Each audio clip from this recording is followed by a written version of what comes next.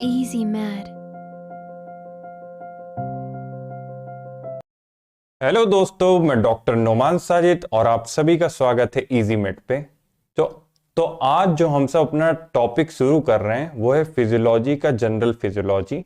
इस general physiology में भी जो हम सब सबसे पहले पढ़ेंगे आज वो है होम्योस्टैसिस। इस होम्योस्टैसिस वाले पूरे टॉपिक में हम सब क्या क्या पढ़ेंगे? सबसे पहले हम सब पढ़ेंगे होम्योस्टैसिस क्या होती है, ये जानेंगे। उसके बाद हम सब पढ़ेंगे ये इंटरनल एनवायरनमेंट का कंसेप्ट क्या है, ये क्या होता है। उसके बाद हम सब पढ़ेंगे types of homeostatic control system, यानी कि कितने different types of homeostatic control system होते हैं, कैसे हमने उन्हें कैटेगराइज किया है। चौथे नंबर पे हम सब पढ़ेंगे प्रॉपर्टीज ऑफ होम्योस्टैसिस। ये होम्योस्टैसिस की प्रॉपर्टी क्या है, क्या क्या पढ़ेंगे हम सब। सबसे पहला तो होम्योस्टैसिस, ये होम्योस्टैसिस होता क्या है। दूसरे नंबर पे हम सब पढ़ेंगे इंटरनल एनवायरनमेंट, ये क्या चीज होती है। तीसरे नंबर पे हम सब पढ़ेंगे types of homeostatic control system, homeostasis कितने टाइप के होते हैं। चौथे पे हम सब होम्योस्टैसिस की प्रॉपर्टी पढ़ेंगे। तो चलिए आज का लेक्चर शुरू करते हैं। सबसे पहले तो हमें यह समझना जरूरी है, जब हम सब ये फिजियोलॉजी की यूनिट शुरू कर रहे हैं, ये फिजियोलॉजी वर्ड होता क्या है, ये फिजियोलॉजी है क्या। जब कभी भी हम सब एक हेल्दी ह्यूमन में जो जो नॉर्मल फंक्शंस हो रहे हैं उनकी स्टडी करते हैं तो फिजियोलॉजी होता है। यानी एक हेल्दी ह्यूमन बीइंग है, जब वो हेल्दी है तो उसके अंदर क्या क्या चेंजेस होते हैं, क्या क्या बातें होती हैं, उनको पढ़ना ही फिजियोलॉजी है। और वहीं दूसरे हाथ पे अगर हम सब बीमारियों की बात करने लगे तो वो क्या हो जाएगा, पैथोलॉजी, जो कि सेकेंड ईयर एमबीबीएस का सब्जेक्ट है। तो ये बायोलॉजी साइंस की वो ब्रांच है जिसमें हम सब नॉर्मल फंक्शन पढ़ते हैं ह्यूमन बींग्स का। तो फिजियोलॉजी क्या हुई, फिजियोलॉजी हमारी हुई ब्रांच ऑफ बायोलॉजी। बायोलॉजी की वो ब्रांच जो कि normal function of living organism को पढ़ती है, ठीक है, कि कैसे वो लिविंग ऑर्गेनिज्म जब नॉर्मल फंक्शन करता है तो कैसे कैसे उसके बॉडी में क्या क्या चीजें होती हैं, क्या क्या पाई जाती हैं, वही फिजियोलॉजी कहलाता है। तो आ जाते हैं अपने सबसे पहले पॉइंट पे, होम्योस्टैसिस। देखो भाई, होम्योस्टैसिस ये टर्म दिया था एक बहुत ही तोप इंसान ने। ये एक याद करने की असल में ट्रिक है जिससे आपको ये याद रहे। तोप को इंग्लिश में हम सब क्या कहते हैं, कैनन। तोप को इंग्लिश में क्या कहते हैं, कैनन। कैनन, कैनन हमारा क्या रहता है, तोप, ठीक है। तो ये टर्म किसने दिया था, वॉल्टर कैनन ने। होम्योस्टैसिस एक बहुत ही तोप इंसान ने दी थी, और तोप को इंग्लिश में कहते हैं कैनन। और ये टर्म किसने दिया था, वॉल्टर कैनन ने, ठीक है, वॉल्टर कैनन ने दिया था। होम्योस्टैसिस का मतलब क्या होता है, होम्योस्टैसिस का ये मतलब होता है हमारे बॉडी में जो भी इंटरनल एनवायरनमेंट है उसे एक कांस्टेंट लेवल पे मेंटेन करके रखना। हमारे बॉडी के इंटरनल एनवायरनमेंट को कांस्टेंट रखना ही होम्योस्टैसिस कहलाता है। जैसे कि एग्जाम्पल के तौर पे हमारे ब्लड का पीएच एक नैरो रेंज में रहता है, लेकिन वो रेंज चेंज भी तो हो सकती है। अगर वो रेंज चेंज हो जाएगी तो हमारे बॉडी के बहुत सारे एंजाइम्स नहीं फंक्शन कर पाएंगे। तो उस रेंज को मेंटेन करने के लिए, उस पीएच की रेंज को मेंटेन करने के लिए बहुत सारे सिस्टम्स होते हैं, और ये जो प्रोसेस कहलाता है, इसको इंटरनल एनवायरनमेंट को मेंटेन रखने का, ये कहलाता है होम्योस्टैसिस। जैसे कि हमारी जो हार्ट बीट रहती है वो एक रेंज में है ना, 60 से 100 पर मिनट। तो उसको भी मेंटेन करने के लिए बहुत सारे फैक्टर्स रहते हैं, और इस प्रोसेस को हम सब क्या कहते हैं, होम्योस्टैसिस। इसी तरीके से हमारा ब्लड प्रेशर रहता है, उसे भी एक रेंज में मेंटेन करना जरूरी है, और इस मेंटेन करने के प्रोसेस को हम सब क्या कहते हैं, होम्योस्टैसिस। तो होम्योस्टैसिस हमारा क्या रहता है, maintenance of a nearly constant internal environment. Nearly constant internal environment, हाँ ये हो सकता है हल्का फुल्का चेंज आ जाए, नियरली कांस्टेंट रहता है, एग्जैक्ट कांस्टेंट नहीं, क्योंकि एक रेंज की बात होती है ना, कोई भी चीज एग्जैक्ट नहीं रहती हमारे बॉडी में कि हमारी heart beat 72 beats per minute है, ऐसा नहीं है, एक रेंज रहती है 60 to 100 बीट्स पर मिनट। तो इसलिए nearly constant internal environment maintain करना ही होम्योस्टैसिस कहलाता है, ठीक है। और ये होम्योस्टैसिस हमारे जीवन के लिए बहुत जरूरी है, हमारे सेल्स के, हमारे टिश्यूज के जिंदा रहने के लिए, उनके नॉर्मल फंक्शन के लिए होम्योस्टैसिस बहुत जरूरी है, ठीक है। अगर होम्योस्टेसिस नहीं रहेगी तो मान लीजिए कभी भी हमारी हार्ट बीट अचानक से बहुत ज्यादा बढ़ गई तो उससे काफी कॉन्सिक्वेंसेस हो सकते हैं। बीपी हमारा शूट कर गया तो उससे इंटरनल ऑर्गन्स डैमेज हो सकते हैं। तो ये होम्योस्टेसिस हमारे बॉडी के इंटरनल एनवायरनमेंट को मेंटेन करने के लिए बहुत एक जरूरी तरीका है। ठीक है, अब हम सब पढ़ते हैं कंपोनेंट्स ऑफ होम्योस्टैटिक सिस्टम। मतलब वो क्या क्या कंपोनेंट्स है जो कि इन्वॉल्व होते हैं जब एक होम्योस्टैसिस मेंटेन की जाती है। ये जो पूरा होम्योस्टैटिक का सिस्टम है तो इसे मेंटेन करने के लिए वो मेजर कौन कौन से कंपोनेंट्स इन्वॉल्व होते हैं, इसको ऐसे समझिए। जैसे मान लीजिए आप अभी थे किसी गर्म जगह पे, मतलब एक नॉर्मल रूम टेम्परेचर पे थे। अब अचानक से आप किसी ठंडी जगह पे चले गए तो सबसे पहले क्या होगा, आपके बॉडी के सेंसर्स उसे सेंस करेंगे कि हाँ भैया बॉडी का टेम्परेचर चेंज हो रहा है, और फिर इसे सेंस करके ये जो क्या कहते हैं इसे सिग्नल मिलेगा, ये हमारे सीएनएस को भेज देंगे, हमारे ब्रेन को भेज देंगे। और फिर हमारा ब्रेन कहेगा कि देखो भाई अब टेम्परेचर काफी लो हो गया, हमें वापस इसे बढ़ाने की जरूरत है, क्योंकि हमारी बॉडी एक स्पेसिफिक रेंज ऑफ टेम्परेचर में अच्छे से काम कर पाती है ना। तो उसे बढ़ाने के लिए फिर ब्रेन इफेक्टर ऑर्गन्स पे सिग्नल भेजेगा, और सिग्नल भेजेगा फिर वो इफेक्टर ऑर्गन्स हमारे रिस्पॉन्स प्रोड्यूस करेंगे। जैसे कि जब कभी भी हम ठंडी जगह पे जाते हैं तो शिवरिंग होती है, हमें क्या कहते हैं कपकपाहट होती है, इससे हीट जनरेशन होता है। तो इसी तरीके से एक होम्योस्टैटिक सिस्टम काम करता है। अब वो चाहे बीपी को मेंटेन करने के लिए हो, चाहे वो किसी और भी चीज के लिए हो। बीपी को मेंटेन करने के लिए आप बैरो रिफ्लेक्स पढ़ोगे सीवीएस में, आगे चल के बहुत अच्छे से उसे डिटेल में बताया गया है। तो कंपोनेंट्स ऑफ होम्योस्टैटिक सिस्टम में बेसिकली क्या क्या चीजें होती हैं। एक हमारा होता है रिसेप्टर, या जिसे सेंसर भी कह देते हैं। दूसरा हमारा होता है कंट्रोल सेंटर, या इसी को इंटीग्रेटर भी कह देते हैं। और तीसरा हमारा होता है इफेक्टर।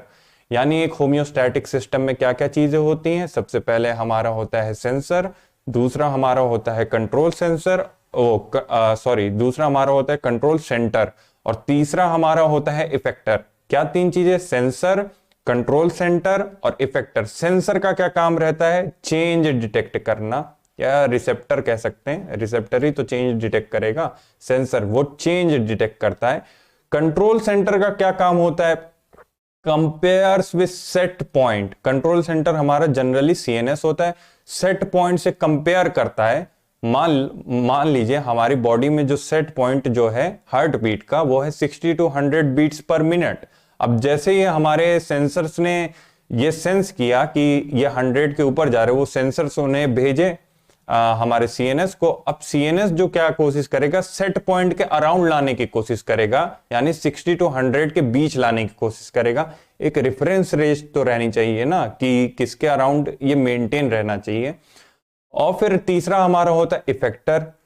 इफेक्टर क्या करता है, करेक्टिव रिस्पॉन्स प्रोड्यूस करता है। ठीक है, यानी तीन कंपोनेंट्स हमारे क्या क्या हो गए। सबसे पहले हो गया हमारा सेंसर या रिसेप्टर जिसे कहते हैं, जो कि सेंसिंग का काम करता है कि कोई चेंज हो रहा है तो उसे सेंस करेगा और हमारे सीएनएस को भेजेगा, हमारे ब्रेन को भेजेगा।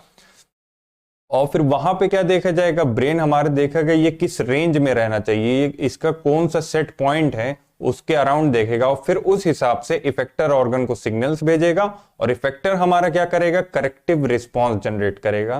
तो ये तीन कंपोनेंट्स जो होम्योस्टैटिक सिस्टम के। ठीक है, जैसे कि आप इस डायग्राम में भी देख सकते हैं, कोई स्टिमुलस आया, सेंसर के पास गया, सेंसर के पास जाने के बाद कंट्रोल सेंटर के पास गया जो कि हमारा सीएनएस होता है जनरली, सीएनएस होता है जनरली, फिर उसके बाद इफेक्टर के पास गया। ठीक है, अब हम सब अपने टर्म पे आ जाते हैं, इंटरनल एनवायरनमेंट। इंटरनल एनवायरनमेंट को ही हम सब कह देते हैं मिलियो इंटीरियर। क्या कह देते हैं, मिलियो इंटीरियर। आप स्पेलिंग देख सकते हैं। ठीक है, क्या हम सब पढ़ रहे हैं, इंटरनल एनवायरनमेंट, जिसका दूसरा नाम होता है मिलियो इंटीरियर। अच्छा, आप इसे ऐसे याद कर सकते हो, इस टर्म को किसने कॉइन किया था, किसने इंट्रोड्यूस किया था इस टर्म को, जो कि बादलों पे रहता था। जो इंसान बादलों पे रहता था उसने इस टर्म को इंट्रोड्यूस किया था। ये बस ऐसे याद करने की ट्रिक है, ऐसा कुछ नहीं हुआ था। हाँ, तो term introduced bye cloud Bernard. हालांकि क्लाउड की स्पेलिंग ये नहीं होती, पर ये बस एक याद करने का तरीका है कि आप कंफ्यूज ना हो कि कौन था, क्या नाम था। तो एक बस ट्रिक है कि क्लाउड पे रहने वाले बंदे ने ये टर्म दिया था, इंटरनल एनवायरनमेंट, क्लाउड बर्नर्ड ने, ठीक है। और उसी तरीके से होम्योस्टैसिस में हमने देखा था, वो किसने टर्म दिया था, जो बहुत तोप इंसान था, तोप मतलब कैनन, ठीक है। तो उसका क्या था हमारा, वॉल्टर कैनन। और इसमें हमारा किसने दिया ये टर्म, इंटरनल एनवायरनमेंट का टर्म, क्लाउड बर्नर्ड ने, वो इंसान जो कि बादलों पे रहता था, ठीक है। ये बस एक ट्रिक थी, ठीक है। तो हमारे बॉडी का जो इंटरनल एनवायरनमेंट मेनली रिफर करता है, वो किसको रिफर किया जाता है, किस चीज को कहा जाता है कि हमारे बॉडी का इंटरनल एनवायरनमेंट है, वो मेनली कहा जाता है हमारे बॉडी में मौजूद extra cellular fluid. Extra cellular fluid क्या होता है, वो फ्लूइड जो कि हमारे सेल्स के बाहर प्रेजेंट हो, अब कहीं भी प्रेजेंट हो, बस वो सेल के अंदर नहीं है तो इसका मतलब वो एक्स्ट्रा सेल्यूलर फ्लूइड है, वो सेल के बाहर है, तो वो एक्स्ट्रा सेल्यूलर फ्लूइड है। और ये बात बताई गई कि जितनी ज्यादा स्टेबिलिटी बने रहेगी एक्स्ट्रा सेल्यूलर फ्लूइड की, उतना ज्यादा स्टेबल हमारे बॉडी के अंदर के फंक्शंस रहेंगे। यानी डायरेक्टली कह दिया गया कि जो हमारा इंटरनल एनवायरनमेंट है या मिलियो इंटीरियर है, उसे वो टोटली डिपेंड करता है हमारे एक्स्ट्रा सेल्यूलर फ्लूइड पे, ठीक है। एक्स्ट्रा सेल्यूलर फ्लूइड जितना हमारा स्टेबल बना रहेगा, उसकी मात्रा, उसका कॉम्पोजिशन जितना स्टेबल बना रहेगा, उतना ही ज्यादा हमारे बॉडी के फंक्शन स्टेबल बने रहेंगे, ठीक है। तो अगर हम सब टोटल बॉडी वेट देखें, अगर टोटल बॉडी वेट देखें तो उसमें से हमारा वाटर होता है 50 to 70%। हमारे बॉडी में टोटल जो वाटर प्रेजेंट है 50 to 70% प्रेजेंट है बाई वेट, ठीक है, वजन के हिसाब से, बाकी सॉलिड है, ठीक है। और उस वाटर में जो 50 से 60% वाटर बाई वेट है, उसमें 2/3 जो वाटर है, 2/3 जो फ्लूइड है, वो इंट्रासेल्युलर है, वो सेल के अंदर है, और बाकी बचा हुआ 1/3 वो सेल के बाहर है, ठीक है, वो एक्स्ट्रा सेलुलर फ्लूइड है। अच्छा, एक्स्ट्रा सेलुलर फ्लूइड भी हम सब दो कैटेगरी में बांट सकते हैं। वो फ्लूइड जो कि हमारे सेल के बाहर है, उसे एक्स्ट्रा सेलुलर फ्लूइड कहेंगे। अब या तो वो फ्लूइड सेल्स के बीच में प्रेजेंट रहेगा, तो उसे हम सब इंटरस्टिशियल फ्लूइड कह देंगे, या तो वो फ्लूइड हमारे ब्लड वेसल्स में प्रेजेंट रहेगा, जिसे हम सब प्लाज्मा कहते हैं। तो एक्स्ट्रा सेलुलर फ्लूइड भी फर्दर दो टाइप के होते हैं। पहला हमारा होता है इंटरस्टिशियल फ्लूइड, जो कि सेल्स के बीच में प्रेजेंट रहता है, और दूसरा हमारा होता है प्लाज्मा, जो कि हमारे ब्लड में प्रेजेंट रहता है। ये दो कैटेगरीज हमारी हो गई एक्स्ट्रा सेलुलर फ्लूइड की। और इनमें से इंटरस्टिशियल फ्लूइड जो टोटल एक्स्ट्रा सेलुलर फ्लूइड है, उसका 80% हमारा इंटरस्टिशियल फ्लूइड है, और बाकी बचा हुआ 20% हमारा प्लाज्मा है, ठीक है। तो आप देख सकते हैं, internal environment term introduced by Claude Bernard refers mainly to extra cellular fluid. यानी ये जो इंटरनल एनवायरनमेंट है, ये किसको रिप्रेजेंट करता है, ये माना गया है कि ये रिप्रेजेंट करता है हमारे बॉडी में मौजूद एक्स्ट्रा सेलुलर फ्लूइड को। जब तक एक्स्ट्रा सेलुलर फ्लूइड का कॉम्पोजिशन और उसकी मात्रा एक नियमित दायरे में रहेगी, जो भी मतलब उसकी सेट वैल्यू उसमें रहेगी, तब तक हमारी बॉडी के फंक्शंस अच्छे से काम करेंगे। स्टेबिलिटी ऑफ ईसीएफ, जितना स्टेबल हमारा एक्स्ट्रा सेलुलर फ्लूइड रहेगा, उतना स्टेबिलिटी रहेगी बॉडी फंक्शन की। जो हमारा एक्स्ट्रा सेलुलर फ्लूइड रहता है, वो 1/3 ऑफ टोटल बॉडी वाटर रहता है। बाकी 2/3 वाटर जो हमारी टोटल बॉडी का है, वो सेल्स के अंदर है, वो इंट्रासेलुलर फ्लूइड है। सिर्फ 1/3 हमारा एक्स्ट्रा सेलुलर फ्लूइड है, और उस एक्स्ट्रा सेलुलर फ्लूइड में भी 80% हमारा इंटरस्टिशियल फ्लूइड है, और 20% हमारा प्लाज्मा है। तो सब डिविजन्स में क्या क्या हो गया, एक्स्ट्रा सेलुलर फ्लूइड के प्लाज्मा इनसाइड ब्लड वेसल्स। अब मुझे बताइए, क्या प्लाज्मा सेल्स के अंदर प्रेजेंट है? नहीं, बिल्कुल भी नहीं। क्या मेरे कहने का मतलब है, ब्लड वाला जो प्लाज्मा है, क्या वो आपके सेल्स के अंदर प्रेजेंट है? नहीं, वो तो ब्लड वेसल्स में प्रेजेंट है, सेल के बाहर है, ठीक है। इंटरस्टिशियल फ्लूइड, यानी जो फ्लूइड सेल्स के बीच में रहता है, वो भी सेल्स के बाहर प्रेजेंट है। तो ये दोनों कैटेगरी हमारी एक्स्ट्रा सेलुलर फ्लूइड में आती हैं। इस एक्स्ट्रा सेलुलर फ्लूइड में क्या क्या होता है? क्या सिर्फ वाटर रहता है? नहीं, वाटर में साथ साथ बहुत सारे इलेक्ट्रोलाइट्स रहते हैं, जैसे कि हमारा सोडियम हो गया, हमारा पोटेशियम हो गया, बहुत सारे न्यूट्रिएंट्स रहते हैं, बहुत सारी गैसेस पाई जाती हैं, हार्मोन्स पाए जाते हैं और वेस्ट प्रोडक्ट पाए जाते हैं। क्या क्या चीजें इस एक्स्ट्रासेलुलर फ्लूइड में पाए जाते हैं? एक तो बहुत सारे इलेक्ट्रोलाइट्स, बहुत सारे न्यूट्रिएंट्स, न्यूट्रिएंट्स के अलावा बहुत सारी गैसेस, गैसेस के अलावा हार्मोन्स और साथ साथ वेस्ट प्रोडक्ट्स। क्या क्या चीजें पाई जाती हैं इस एक्स्ट्रासेलुलर फ्लूइड में? इलेक्ट्रोलाइट्स जैसे कि सोडियम पोटेशियम हो गया, न्यूट्रिएंट्स हो गया, बहुत सारी गैसेस, गैसेस के अलावा बहुत सारे हार्मोन्स, हार्मोन्स के अलावा वेस्ट प्रोडक्ट्स भी पाए जाते हैं। Contains electrolytes, nutrients, gases, hormones और वेस्ट प्रोडक्ट्स। तो अगला हमारा टॉपिक है टाइप्स ऑफ होम्योस्टैटिक सिस्टम। तो बेसिकली ये जो होम्योस्टैटिक कंट्रोल सिस्टम्स होते हैं वो मेनली 3 टाइप्स के होते हैं। सबसे पहले हमारा होता है नेगेटिव फीडबैक सिस्टम, जो कि मेनली रिस्पॉन्सिबल रहता है स्टेबिलिटी मेंटेन करने के लिए, और यही प्राइमरी, यही ज्यादातर देखा जाता है। दूसरा हमारा होता है पॉजिटिव फीडबैक सिस्टम, और तीसरा हमारा होता है फीड फॉरवर्ड कंट्रोल सिस्टम।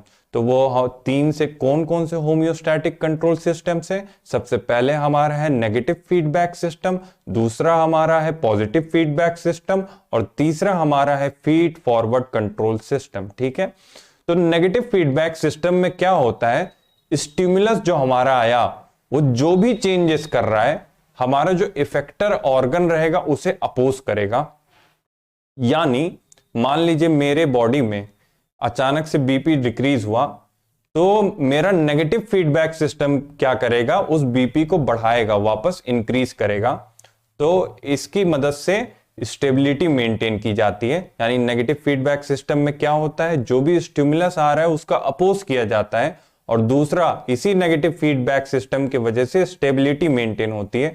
इसके एग्जांपल्स क्या क्या है नेगेटिव फीडबैक सिस्टम के? सबसे पहला तो हमारा जो बीपी कंट्रोल होता है, जो बीपी का एक रेंज मेंटेन की जाती है, वो नेगेटिव फीडबैक सिस्टम की मदद से की जाती है। जो हमारे ब्लड में ग्लूकोज के लेवल रहते हैं, उसको जो मेंटेन किया जाता है, वो भी नेगेटिव फीडबैक के सिस्टम की मदद से मेंटेन किया जाता है। मान लीजिए हमारे बॉडी में ग्लूकोज की मात्रा कम हो गई, तो जब कभी भी ग्लूकोज की मात्रा कम हो गई तो ब्रेन में सिग्नल जाएगा, और फिर ब्रेन क्या करेगा? हमारे पैनक्रियास के पास सिग्नल भेजेगा कि अब मात्रा ग्लूकोज की बहुत कम हो गई है, तुम अब इंसुलिन को बनाना कम करो, अब तुम इंसुलिन को कम करो बनाना और ग्लूकागन का सिंथेसिस करो। ठीक है, तो इस तरीके से नेगेटिव फीडबैक सिस्टम हमारा स्टेबिलिटी की तरफ ले जाता है। उसी तरीके से हमारा तीसरा एग्जांपल जो है नेगेटिव फीडबैक सिस्टम का, वो है टेम्परेचर का। यानी जब कभी भी हमारी बॉडी में टेम्परेचर घट रहा है, तो वो हमारे हाइपोथैलेमस के पास सिग्नल्स जाएंगे और वो उसे बढ़ाने की कोशिश करेगा। ठीक है, या कभी भी बढ़ रहा है तो हमारे हाइपोथैलेमस के पास सिग्नल्स जाएंगे और स्वेटिंग होगी, फिर बॉडी हमारी उसे घटाने की कोशिश करेगी। यानी नेगेटिव फीडबैक सिस्टम में बेसिकली क्या होता है? जो भी इनिशियल स्टिमुलस है उसे अपोज किया जाता है, और ये नेगेटिव फीडबैक सिस्टम हमें स्टेबिलिटी की तरफ ले जाता है। तो नेगेटिव फीडबैक, या इसी को प्राइमरी मैकेनिज्म कहते हैं, यही हमारा प्राइमरी मैकेनिज्म है बॉडी में हमारे होम्योस्टैसिस को मेंटेन करने का। Most common in body. Function कैसे होता है? जब कभी भी कोई चेंज हुआ तो जो रिस्पॉन्स होगा, returns variable towards set point. यानी मान लो चेंज ये हुआ कि बीपी हमारा डिक्रीज हुआ, तो रिस्पॉन्स में क्या देखा जाएगा? उस बीपी को दोबारा से नॉर्मल रेंज में लाया गया, वापस से उसी रेंज में लाया गया जो वो उसकी नॉर्मल वैल्यू है। एग्जाम्पल्स मैंने क्या क्या 3 बताए थे नेगेटिव फीडबैक सिस्टम के। सबसे पहला तो रेगुलेशन ऑफ बीपी, दूसरा हमारा क्या था? हमारा दूसरा था ब्लड ग्लूकोज को मेंटेन करना, और तीसरा हमारा क्या था? तीसरा हमारा था टेम्परेचर को मेंटेन करना। क्या 3 एग्जांपल्स है? सबसे पहले तो हमारा बीपी का रेगुलेशन, दूसरा हमारा ब्लड ग्लूकोज का रेगुलेशन, और तीसरा हमारा हमारे बॉडी के टेम्परेचर का मेंटेनेंस। ठीक है, तो एग्जाम्पल्स में आप देख सकते हैं regulation of arterial BP, blood glucose regulation bye insulin, thermo regulation. अच्छा, मैं आपको एक बात बता दूं कि 99% जो भी हार्मोनल रेगुलेशन रहते हैं वो नेगेटिव फीडबैक सिस्टम की मदद से ही होते हैं। हार्मोनल रेगुलेशन, 99% हार्मोनल रेगुलेशन जो होते हैं वो हमारे नेगेटिव फीडबैक सिस्टम की मदद से ही होते हैं। इसके फीचर्स क्या है? अपोज करता है इनिशिएटिंग स्टिमुलस, जो भी हमारे इनिशियल स्टिमुलस है उसे अपोज करता है और हमें स्टेबिलिटी की तरफ ले जाता है। ठीक है, जैसे कि आप नेगेटिव फीडबैक सिस्टम का ये लूप देख सकते हैं। इसमें स्टिमुलस है, स्टिमुलस आया, वो कोई भी चेंज किया, सेंसर्स के पास गया, कंट्रोल सेंटर ने देखा, फिर से इफेक्टर को मैसेज भेजा कि उसे दोबारा से नॉर्मल करो और फिर उसे नॉर्मल कर दिया जाता है। अच्छा, नेगेटिव फीडबैक सिस्टम कितने अच्छे से फंक्शन कर रहा है, इसे जानने के लिए एक सिस्टम रहता है, उसे कहते हैं gain of negative feedback system. उसका एक फॉर्मूला रहता है, उस फॉर्मूले की मदद से हम सब जान सकते हैं कि हमारा नेगेटिव फीडबैक सिस्टम में कितने अच्छे से वर्क कर रहा है। जितना ज्यादा गेन का मैग्नीट्यूड होगा, इसका मतलब उतने ही अच्छे से हमारा नेगेटिव फीडबैक सिस्टम में अच्छे से काम कर रहा है, और जितनी कम वैल्यू होगी उसका मतलब वो अच्छे से काम नहीं कर रहा है।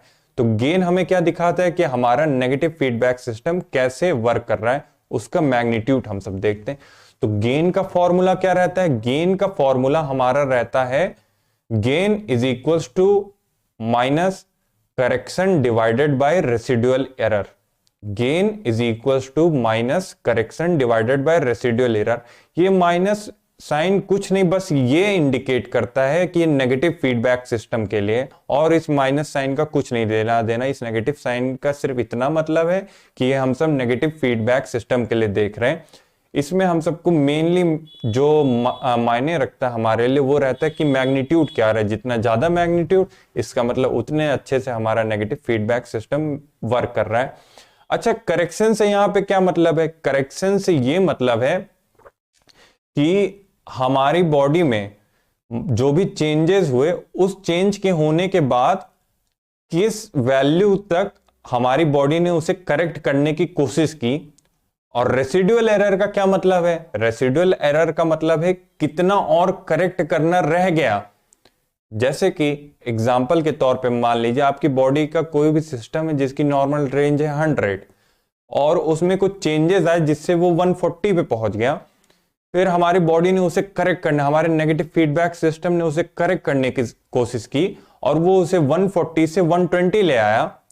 तो इसमें करेक्शन कितने का हुआ? करेक्शन हुआ 140 से तो 120 तक लाया, इसका मतलब करेक्शन हुआ 20 का।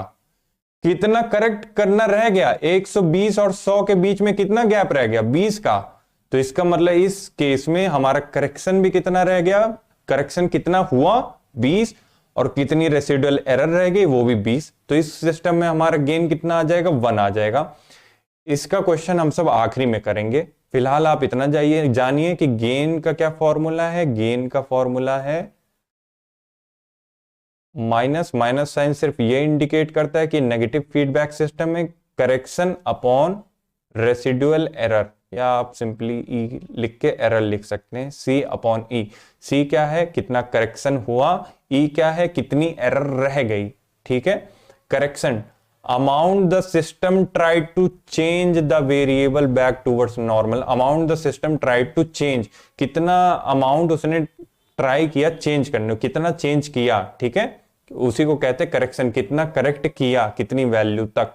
ठीक है, residual error difference that remains after correction, यानी कितना और करेक्ट कर देना चाहिए था, कितना और चेंज कर देना चाहिए था, वो हमारी रेसिडुअल एरर रह गई। Negative sign shows that system works to oppose the initial disturbance, यानी नेगेटिव साइन यहां पे सिर्फ ये दिखा रहा है कि ये नेगेटिव फीडबैक सिस्टम है, कि सिस्टम वर्क कर रहा है, अपोज कर रहा है, इनिशियल स्टिमुलस था उसके खिलाफ वर्क कर रही है। नेगेटिव फीडबैक सिस्टम को दिखाता है। ठीक है, इसका क्वेश्चन हम सब आखिरी में करेंगे। तो हमने कौन सी तीन होम्योस्टैटिक कंट्रोल सिस्टम्स पढ़ने थे? सबसे पहला तो हमें पढ़ना था नेगेटिव फीडबैक सिस्टम, दूसरा हमारा है पॉजिटिव फीडबैक सिस्टम, और तीसरा हमारा है फीड फॉरवर्ड कंट्रोल सिस्टम। तो हमने पहला पढ़ लिया नेगेटिव फीडबैक सिस्टम, दूसरा हम सब पढ़ने जा रहे हैं positive feedback system. Positive feedback system, positive feedback system हमारा बिल्कुल अपोजिट होता है नेगेटिव फीडबैक सिस्टम के। इस केस में पॉजिटिव फीडबैक सिस्टम में जो भी इनिशियल स्टिमुलस है उसे फर्दर प्रमोट किया जाता है, उसे और एनहेंस किया जाता है, और ये हमें होम्योस्टैसिस से दूर ले जाता है, हमारी स्टेबिलिटी को खराब करता है हमारे बॉडी में। ऐसा नहीं है कि पॉजिटिव फीडबैक सिस्टम का हमारे बॉडी में रोल नहीं है। जब कभी बर्थ होती है फीमेल्स में, तो उस केस में पॉजिटिव फीडबैक सिस्टम ही अपना रोल प्ले करता है, उसी के वजह से बर्थ पॉसिबल हो पाती है। पर ये हमारी बॉडी को होम्योस्टैसिस से दूर ले जाता है, ये हमारी बॉडी में फ्लक्चुएशंस करता है और हमारी बॉडी को एक कांस्टेंट इंटरनल एनवायरनमेंट पे नहीं मेंटेन कर पाता है। ठीक है, positive feedback system amplifies initial change until a climatic event occurs. ठीक है, इनिशियल चेंज को एम्पलीफाई करता रहता है। ठीक है, अच्छा, इसके एग्जाम्पल के लिए एक ट्रिक होती है, वो ट्रिक क्या है? क्लैप्स। ताली बजाओ, जब कभी भी पॉजिटिव फीडबैक सिस्टम देखो तो ताली बजाओ, क्लैप्स। तो एग्जाम्पल्स में क्लैप्स, सी से क्या हो गया? क्लॉटिंग। मतलब जो हमारा क्लॉटिंग का मैकेनिज्म होता है वो पॉजिटिव फीडबैक सिस्टम की मदद से ही काम करता है। जो हमारा ब्लड क्लॉटिंग होता है वो पॉजिटिव फीडबैक सिस्टम के ही मदद से काम करता है। एलएच सर्च, ल्यूटिनाइजिंग हार्मोन का फीमेल्स में जब सर्च होता है तो ये भी हमारे पॉजिटिव फीडबैक सिस्टम की वजह से ही होता है। ए से हमारा है एक्शन पोटेंशियल, यानी जब कभी भी हमारे नर्व्स में या सेल्स में एक्शन पोटेंशियल जनरेट रहता है तो वो भी पॉजिटिव फीडबैक सिस्टम की वजह से होता है। क्यों? जब कभी भी सोडियम का इन्फ्लक्स होता है, एक्शन पोटेंशियल जनरेट करने के लिए सोडियम का इन्फ्लक्स होता है, और जब कभी भी सोडियम का इन्फ्लक्स होता है तो सेल पे मौजूद बाकी सोडियम के चैनल्स भी खुल जाते हैं। वो सब कहते हैं और आओ और आओ, उसे अपोज करने की जगह उसे प्रमोट करने लगते हैं, एम्पलीफाई करने लगते हैं। तो ये तो पॉजिटिव फीडबैक सिस्टम हुआ। तो ए से हमारा क्या हुआ? Action potential. पी से हमारा हुआ पार्चुरेशन, यानी बर्थ के टाइम जो हमारी मदर रहती है, जब कभी भी हमारा फीटल हेड सर्विक्स से निकलने की कोशिश करता है तो मदर से ऑक्सीटोसिन रिलीज होता है और वो जाता है फर्दर यूट्रस को कॉन्ट्रैक्ट करवाता है। फर्दर जब कॉन्ट्रैक्शन होता है, फर्दर फीटस सर्विक्स को और पुश करता है, फिर से दोबारा से और ऑक्सीटोसिन रिलीज होता है। तो ये एक पॉजिटिव फीडबैक सिस्टम का लूप बन जाता है जिसकी वजह से पार्चुरेशन बर्थ हो पाती है। ठीक है, और एस से हमारा है शॉक का केस। शॉक आप आगे पढ़ोगे सीवीएस में कि क्या होता है। जब कभी भी हमारे बॉडी से ब्लड का लॉस हो जाता है तो फ्लूइड का लॉस हो गया जिसकी वजह से बीपी डिक्रीज हो जाता है। अब जब बीपी डिक्रीज हुआ तो हमारे रिड्यूस ब्लड फ्लो हुआ, और जब रिड्यूस ब्लड फ्लो हुआ तो कार्डियक आउटपुट भी डिक्रीज हो जाता है। यानी एक साइकिल चल जाती है जिसकी वजह से हमारे बॉडी में कम ब्लड पंप हो पाता है। ठीक है, तो ये हमें डेथ की तरफ ले जाता है। तो इसकी क्या निमोनिक्स होगी? क्लैप्स हो गई। किसकी? पॉजिटिव फीडबैक सिस्टम से। सी से क्या हुआ? Clotting factor. एल से हमारा क्या हुआ? एलएच का सर्च। ए से क्या हुआ? Action potential. पी से क्या हुआ? पार्चुरेशन। एस से क्या हुआ? शॉक। ठीक है, एग्जांपल्स में देख लो। Blood clotting, LH surge, parturition, oxytocin release during labour, generation of nerve action potential, sodium का इन्फ्लक्स हुआ जिसकी वजह से और भी सोडियम चैनल सेल्स के ओपन हो जाते हैं, और हिमरेजिक शॉक का केस जिसमें बीपी डिक्रीज होता है, जिसकी वजह से बीपी डिक्रीज होने की वजह से रिड्यूस ब्लड फ्लो होता है जिसकी वजह से कार्डियक आउटपुट फर्दर डिक्रीज हो जाता है। कार्डियक आउटपुट फर्दर डिक्रीज हो जाता है। तो अभी तक हम सबने क्या क्या चीजें पढ़ी? सबसे पहले हमने पढ़ा नेगेटिव फीडबैक सिस्टम, और अब हम सबने पढ़ा positive feedback system. Positive feedback system negative feedback system का एकदम अपोजिट हुआ। इसमें क्या रहता है? जो भी इनिशियल स्टिमुलस है उसे एम्पलीफाई किया जाता है जब तक एक क्लाइमेटिक इवेंट ना आ जाए। ये हमारा पॉजिटिव फीडबैक सिस्टम हो गया। और इस जब भी हम सब पॉजिटिव फीडबैक सिस्टम को देखते हैं तो हम सब ताली भी बजाते हैं, यानी क्लैप्स करते हैं, जो कि निमोनिक है इसके एग्जाम्पल्स का।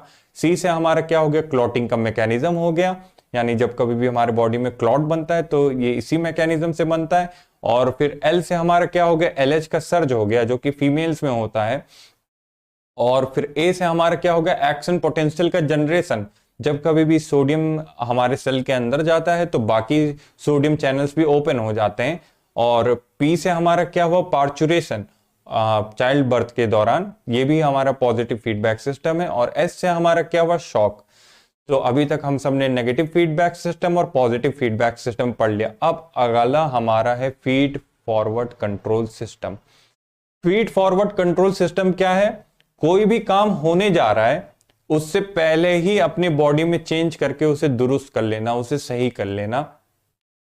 मतलब मुझे पता है अभी मैं एक्सरसाइज करने जा रहा हूं, मुझे एक्सरसाइज करनी है, मैं मेंटली प्रिपेयर हो रहा हूं, तो मेरी बॉडी अपने आप मेरी ब्रीथिंग रेट को बढ़ा लेगी, मेरे हार्ट बीट को बढ़ा लेगी, मेरा हल्का सा आर्टीरियल ब्लड प्रेशर बढ़ जाएगा, मेरा बीपी हल्का सा बढ़ जाएगा। क्यों?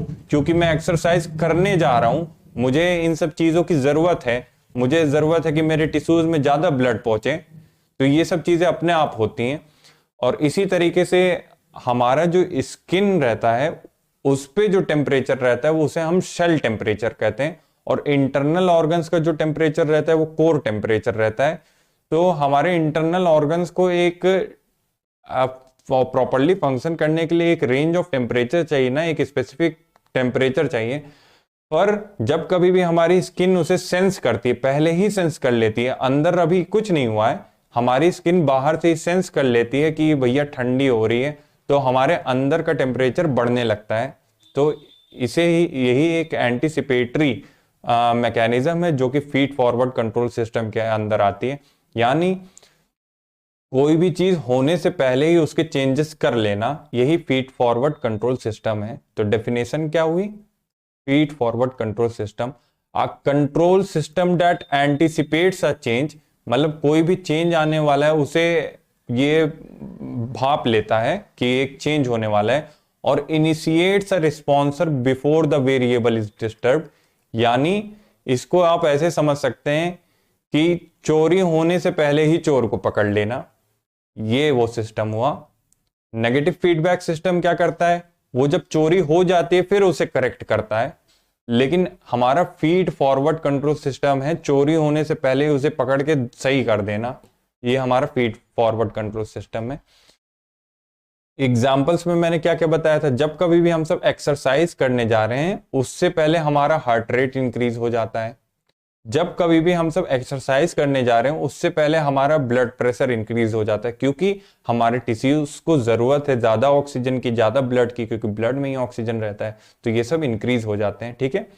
और एक मैंने क्या एग्जांपल दिया था, स्किन सेल टेम्परेचर, मतलब जो स्किन का टेम्परेचर है एंटीसिपेटरी सिग्नल की तरह एक्ट करता है, activating thermo regulatory responses before core temperature changes. जो भी हमारे इंटरनल एनवायरनमेंट का टेम्परेचर उसे हम सब कोर टेम्परेचर कहते हैं, और जो भी स्किन पे टेम्परेचर उसे हम सब सेल टेम्परेचर कहते हैं।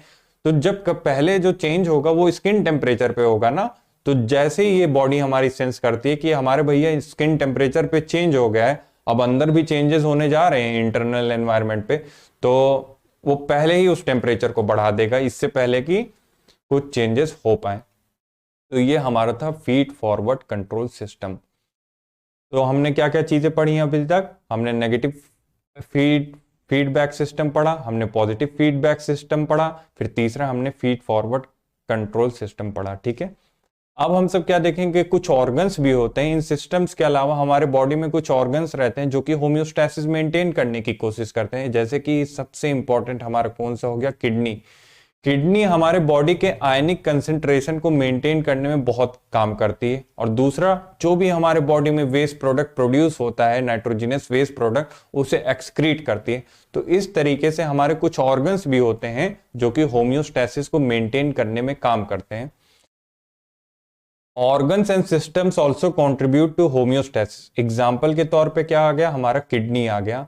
क्या करता है? मेंटेन आयनिक कंसंट्रेशन। हमारे बॉडी में जो भी फ्लूइड है उसके आयंस के कंसंट्रेशन को मेंटेन करने में काम करता है, चाहे वो पोटेशियम हो चाहे वो सोडियम हो।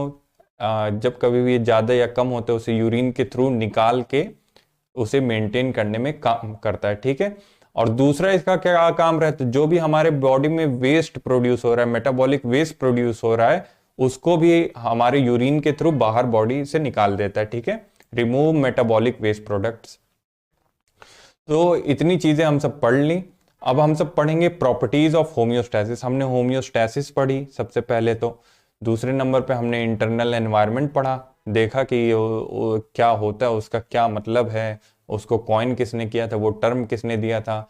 फिर तीसरे नंबर पे हमने डिफरेंट सिस्टम्स पढ़े होम्योस्टैटिक कंट्रोल सिस्टम के। डिफरेंट क्या क्या थे? वो थे हमारे नेगेटिव फीडबैक सिस्टम, हमारा पॉजिटिव फीडबैक सिस्टम, चाहे वो फीड फॉरवर्ड कंट्रोल सिस्टम, ये हमने पढ़ा। फिर उसके बाद हमने देखा कि इन सिस्टम्स के अलावा हमारे कुछ ऑर्गन्स भी होते हैं जो कि हमारे बॉडी में होम्योस्टैसिस को मेंटेन करने के काम आते हैं, और उसमें हमने किडनी पढ़ा। फिर अब हम सब पढ़ने जा रहे हैं प्रॉपर्टीज क्या है होम्योस्टैसिस की। तो जो पहली प्रॉपर्टी आती है होम्योस्टैसिस की वो है कि नेचर ऑफ होम्योस्टैसिस जो है वो डायनेमिक है, स्टैटिक नहीं है। डायनेमिक का मतलब वो जो कि चल रही है, जो कि एक जगह स्थिर नहीं है, ठीक है। नेचर ऑफ होम्योस्टैसिस क्या है? डायनेमिक है। दूसरी प्रॉपर्टी क्या है? दूसरी प्रॉपर्टी है हमारी प्रायोरिटाइजेशन ऑफ पैरामीटर, यानी कि अलग अलग पैरामीटर को प्रायोरिटाइज करती है हमारी बॉडी होम्योस्टैसिस को मेंटेन करने के लिए। तो दो क्या क्या चीजें आ जाती हैं प्रॉपर्टीज ऑफ होम्योस्टैसिस में? सबसे पहली हमारी आ जाती है डायनेमिक नेचर ऑफ होम्योस्टैसिस, यानी ये जो होम्योस्टैसिस है ये स्थिर नहीं है। अभी हम सब देखेंगे क्या है कि ये एक डायनेमिक रेंज में काम करता है, ठीक है। दूसरी प्रॉपर्टी क्या है? प्रायोरिटाइजेशन ऑफ पैरामीटर्स होता है होम्योस्टैसिस में। पहला क्या हो गया? Dynamic nature of homeostasis. दूसरा क्या हो गया? Prioritisation of parameters in homeostasis. तो सबसे पहले हम सब देखेंगे डायनेमिक नेचर ऑफ होम्योस्टैसिस।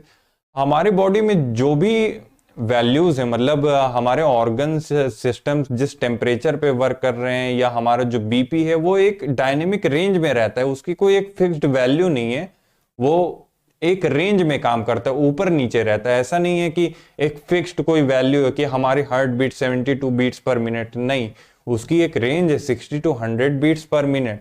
और इसी होम्योस्टैसिस की प्रॉपर्टी को कि उसे एक रेंज में मेंटेन रखे, ना कि एक स्थिर वैल्यू पे मेंटेन रखे, इसी को हम सब डायनेमिक नेचर ऑफ होम्योस्टैसिस कहते हैं। तो देख लेते हैं dynamic nature of homeostasis. Variables of the internal environment continuously fluctuates around a normal value not fixed at exact point. यानी जो भी हमारे बॉडी के इंटरनल एनवायरनमेंट के वेरिएबल्स है, चाहे वो बीपी हो, चाहे वो हार्ट बीट हो, चाहे वो टेम्परेचर हो, वो एक रेंज के अराउंड फ्लक्चुएट करते रहते हैं कंटिन्यूअसली। यानी मेरी अगर क्या कहते हैं अभी heart beat 66 beats per minute है, तो हो सकता है 5 मिनट बाद वो 80 बीट्स पर मिनट हो जाए, पर वो एक रेंज में रहना जरूरी है। ऐसा नहीं है कि वो फिक्स्ड वैल्यू पे रहेगी। होम्योस्टैसिस उसे फिक्स्ड वैल्यू पे नहीं मेंटेन रखेगा, उसे एक रेंज में मेंटेन रखेगा। यही होम्योस्टैसिस की प्रॉपर्टी है। Homeostasis maintains a nearly constant condition, not absolute constancy. Nearly constant maintain रखता है, ना कि एकदम से कांस्टेंट नहीं रखता है। जैसे कि मैंने बताया कि मेरी हार्ट बीट फ्लक्चुएट करेगी, ठीक है। Therefore range exist rather than absolute value, इसीलिए रेंज एग्जिस्ट करती है, ठीक है। ये हमारी पहली प्रॉपर्टी हो गई होम्योस्टैसिस की। क्या ये प्रॉपर्टी है कि हमारा होम्योस्टैसिस डायनेमिक नेचर का है, यानी हमारे इंटरनल एनवायरनमेंट को मेंटेन करने के लिए जो भी वेरिएबल्स रहते हैं वो एक रेंज में रहते हैं, ना कि एक एब्सोल्यूट वैल्यू में रहते हैं। अगले हमारे क्या प्रॉपर्टी है? अगला प्रॉपर्टी है हमारे होम्योस्टैसिस की कि कुछ पैरामीटर्स को डिफरेंट डिफरेंट टाइप से प्रायोरिटाइज किया जाता है। यानी मान लीजिए मेरे बॉडी में पीएच भी डिस्टर्ब्ड है, नॉर्मल वैल्यू से वो हिल चुका है। दूसरी हमारे बॉडी में ब्लड प्रेशर भी डिस्टर्ब्ड है। तीसरा हमारे बॉडी में टेम्परेचर भी डिस्टर्ब्ड है। मैं एक ऐसी जगह पे चला गया हूं जहां पे मेरा पीएच चेंज हो गया और मेरा बीपी भी बहुत बढ़ गया, क्योंकि मैं डरा हुआ हूं उस जगह पे, और वो जगह काफी ठंडी है तो मुझे ठंड भी लग रही है। तो हमारी बॉडी, हमारा जो होम्योस्टैसिस है, एक एक करके इनको सही करेगा, लेकिन प्रायोरिटी किसे देगा, यही हमारी प्रॉपर्टी है होम्योस्टैसिस की। वो प्रायोरिटी देता है, ना कि सबको सेम तरीके से ट्रीट करता है। वो प्रायोरिटी देता है कि हाँ भैया पहले मुझे ये ठीक करना है, फिर ये ठीक करना है, फिर ये ठीक करना है। तो जैसे कि मैंने 3 चीजें बोली थी, पीएच, ब्लड प्रेशर और टेम्परेचर। तो इसमें से हमारा होम्योस्टैटिक सिस्टम जो है वो सबसे पहले पीएच को दुरुस्त करने की कोशिश करेगा, सबसे पहले पीएच को ठीक करने की कोशिश करेगा, उसके बाद हमारे ब्लड प्रेशर को ठीक करने की कोशिश करेगा, उसके बाद हमारे टेम्परेचर को ठीक करने की कोशिश करेगा।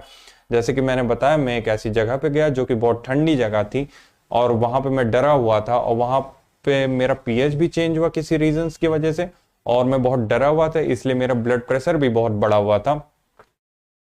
तो हमारी बॉडी सबसे पहले क्या कोशिश करेगी, सबसे पहले हमारी बॉडी पीएच को सही करने की कोशिश करेगी। क्यों? क्योंकि हमारे बॉडी में जितने भी एंजाइम्स काम करते हैं वो एक नैरो पीएच रेंज पे काम करते हैं। अगर कोई भी एंजाइम कोलैप्स किया तो हमारी sudden, all of a sudden death हो जाएगी। तो सबसे ज्यादा प्रायोरिटी उन चीज को देनी चाहिए जो कि लिविंग के लिए इंपॉर्टेंट है, फिर बाद में उन चीजों को जो कि कम इंपॉर्टेंट है। तो यही हमारा होम्योस्टैसिस करता है और यही एक होम्योस्टैसिस की प्रॉपर्टी होती है। दूसरे नंबर पे क्या होगा, सबसे पहले मेरे बॉडी का पीएच मेंटेन किया जाएगा। दूसरे नंबर पे क्या कोशिश की जाएगी, अब प्रायोरिटी दी जाएगी बीपी को, कि मेरा बीपी नॉर्मल लाया जाए, वरना फिर मेरे बहुत सारे इंटरनल ऑर्गन्स डैमेज हो जाएंगे। और तीसरे नंबर पे ये कोशिश किया जाएगा कि मेरे टेम्परेचर को नॉर्मल किया जाए। ठीक है, तो prioritisation of parameters, some parameters are regulated more tightly than others depending on importance for survival, depending on importance for survival. जो पैरामीटर जितना इंपॉर्टेंट रहेगा सर्वाइवल के लिए उसे उतनी वैल्यू दी जाएगी। तो होम्योस्टैसिस की दो प्रॉपर्टीज हमने क्या पढ़ी, सबसे पहले डायनेमिक नेचर, यानी कि एक रेंज में काम करता है, ना कि एक एब्सोल्यूट वैल्यू रहती है वेरिएबल्स की, उस रेंज में मेंटेन करने की काम करता है हमारा होम्योस्टैसिस सिस्टम। दूसरा प्रायोरिटाइजेशन ऑफ पैरामीटर्स, हमारा होम्योस्टैटिक सिस्टम उन चीजों को ज्यादा प्रायोरिटी देता है जो कि लिविंग के लिए ज्यादा इंपॉर्टेंट है। ठीक है, तो ये दो प्रॉपर्टीज थी हमारे होम्योस्टैटिक सिस्टम की। अब हम सब एक क्वेश्चन कर ले रहे हैं जो कि हमने पढ़ा था नेगेटिव फीडबैक सिस्टम में गेन का। तो गेन का हमने क्या फॉर्मूला पढ़ा था, माइनस साइन क्या रिप्रेजेंट करता है ना, कि ये नेगेटिव फीडबैक सिस्टम है। गेन का हमने क्या फॉर्मूला पढ़ा था, माइनस करेक्शन, कितने का करेक्शन हुआ, डिवाइडेड बाय कितनी एरर बची हुई है, रिमेनिंग एरर, और कितना करेक्ट होना चाहिए। तो सिनेरियो देखो, arterial blood pressure is suddenly increase by 30 mm mercury due to an external disturbance. बोल रहा है हमारा जो बीपी है नॉर्मल रेंज से 30 mm ज्यादा बढ़ गया है, नॉर्मल रेंज से 30 mm ज्यादा बढ़ गया है। With negative feedback control, the baroreceptor system decreases the BP change to only 5 mm above normal। यानी जो भी नॉर्मल वैल्यू थी उससे 5 mm अब भी बढ़ा हुआ है जब हमारा नेगेटिव फीडबैक सिस्टम काम किया। क्या हुआ था, हम सब नॉर्मल बीपी पे थे, जो ये क्वेश्चन कह रहा है मैं वो समझा रहा हूं। हम सब नॉर्मल बीपी पे थे, फिर क्या हुआ, कुछ एक्सटर्नल डिस्टरबेंस हुई जिसके वजह से नॉर्मल से 30 ज्यादा बढ़ गया हमारा बीपी, 30 mm ऑफ मर्करी ज्यादा बढ़ गया। फिर हमारा नेगेटिव फीडबैक सिस्टम काम किया, उसे नॉर्मल लाने की कोशिश की, लेकिन जब वो नॉर्मल पे लाया तब भी 5 ज्यादा था नॉर्मल रेंज से। वो नॉर्मल पे लाने की कोशिश किया लेकिन फिर भी 5 वैल्यू रह गई। तो गेन के फॉर्मूले में हमने क्या देखा था, ऊपर रहता है कितनी वैल्यू करेक्ट की गई, तो 30 से 5 लाने में कितना करेक्ट किया गया, 25 mm करेक्ट किया गया ना। 30 से 5 लाने में कितना करेक्ट किया गया, 25 mm करेक्ट किया गया। और ई क्या है, कितनी एरर रह गई, अभी 5 और सही होना था ना, तो 5 रह गई और नेगेटिव साइन तो लगता ही है। तो गेन हमारा क्या आ जाएगा इस केस में, गेन हमारा आ जाएगा -5। और जितना ज्यादा गेन उतना अच्छा नेगेटिव फीडबैक सिस्टम काम कर रहा है। अब देखिए आप इस फॉर्मूले को बस समझिए कि इसमें करेक्शन का मतलब क्या है, रिमेनिंग एरर का क्या है मतलब, फिर वो क्वेश्चन कैसे भी घुमा के दे सकता है। आपको बस ये समझना है कि उसमें करेक्शन कितने का हुआ, खराब हो जाने के बाद कितने का करेक्शन हुआ, प्लस कितना और करेक्ट होना चाहिए था, कितनी एरर रह गई। बस अब वो क्वेश्चन कैसे भी दे सकता है, उसकी लैंग्वेज कुछ भी हो सकती है, वो आपको समझना है कि कितने का करेक्शन हुआ और कितनी एरर रह गई। आई होप कि इस क्वेश्चन से थोड़ा बहुत समझ आ गया होगा। तो आज के वीडियो लेक्चर में इतना ही, थैंक यू वेरी मच। अगर आपको लग रहा है कि आपको ये चीज़ें आसानी से समझ में आ रही हैं, चाहे वो एनाटॉमी हो, चाहे फिजियो हो, चाहे बायोकेमिस्ट्री हो, तो इस चैनल को ज़्यादा से ज़्यादा शेयर करिए। Thank you very much.